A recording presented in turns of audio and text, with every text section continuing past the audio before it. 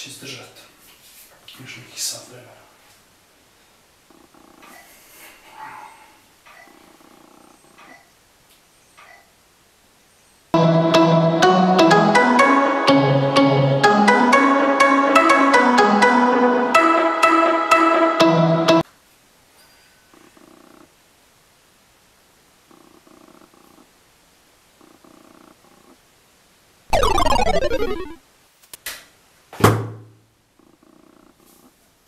Šta sad radi?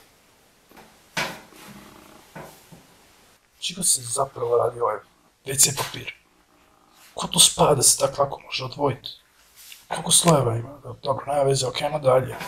Ako ti je dosadno broj pločice, 1, 2, 3, 4, 5, nisam baš dobro brojanje, ok, dalje. Ovaj zid i ovaj radijator napravljeni su čudnu foru. Kaj tu iza ima? Pauk. Dobro. Koliko prašine, mama, čisti malo ovaj.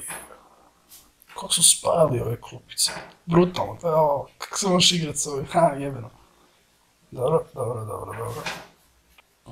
Kako je zapravo visoko ovaj strop, čovječe? Boiler? Divna stvar. Da nam grije vodu. Da. Vrata. Super. Bedara. Bez mobitela na WC-u sam, kao da sam mrtav. Ja mislim da ću imati tu. Nema druge. Nje. Visoko ovaj prozor. Dobro, bar mi ljudi ne mogu vidjeti. Da. Strop još više, čovječe. Već drugi put se čudim to. Vrh. Bogati.